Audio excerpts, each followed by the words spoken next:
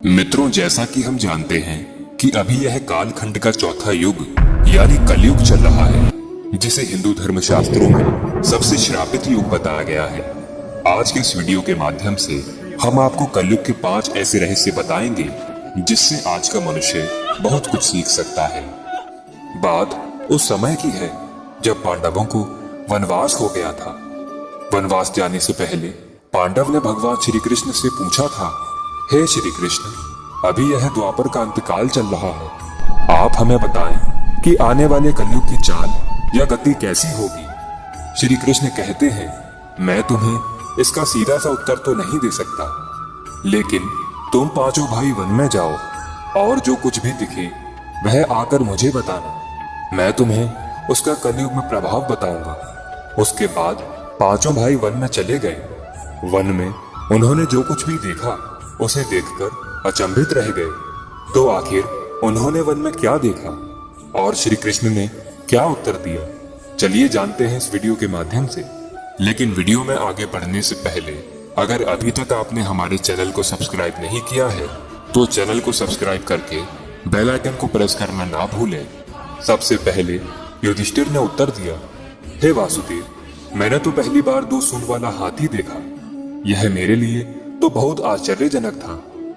इसके जवाब में श्री कृष्ण कहते हैं कि कलयुग में ऐसे लोगों का ही राज होगा जो दोनों ओर से शोषण करेंगे, बोलेंगे कुछ और, करेंगे कुछ और ही, मन में कुछ और होगा और कर्म कुछ और ही होगा।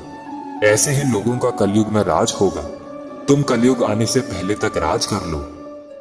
युधिष्ठिर के बाद अर्जुन ने कहा कि मैंने जो देखा वह तो इससे भी ज्यादा आश्चर्यजनक था।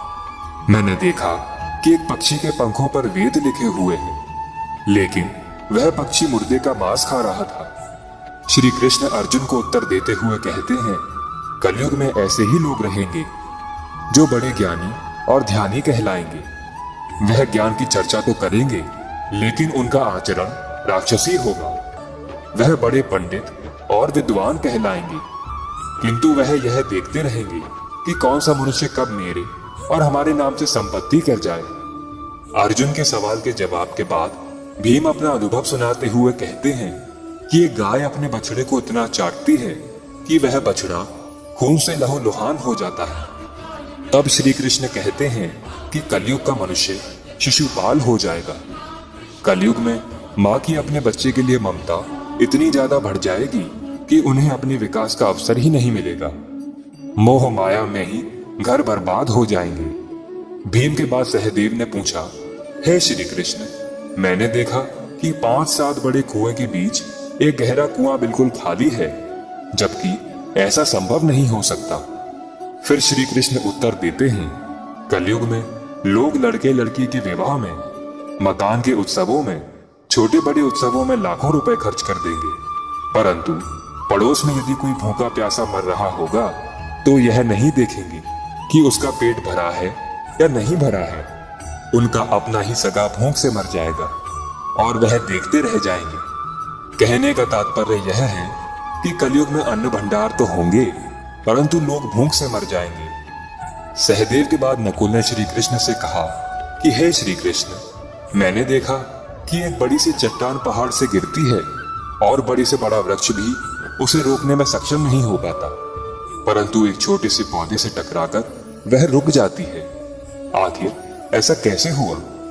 तब श्री कृष्ण कहते हैं कि कलयुग में मनुष्य की बुद्धि क्षीण हो जाएगी और उसका जीवन पतन हो जाएगा। उस पतन को धन और बड़े से बड़े सत्ता रूपी वृक्ष भी रोकने में सक्षम नहीं होंगे, किंतु हरि नाम का छोटा सा शब्द बोलने से मनुष्य जीवन का पतन रुक जाएगा। अतः कलयुग में हरि नाम ही मोक्ष का एकमात्र मार्ग होगा। आशा करता हूं कि आपको हमारी यह वीडियो पसंद आई होगी। अगर पसंद आई है तो वीडियो को एक लाइक कर दीजिए एवं कमेंट में एक बार लिख दीजिए, जय श्री कृष्ण।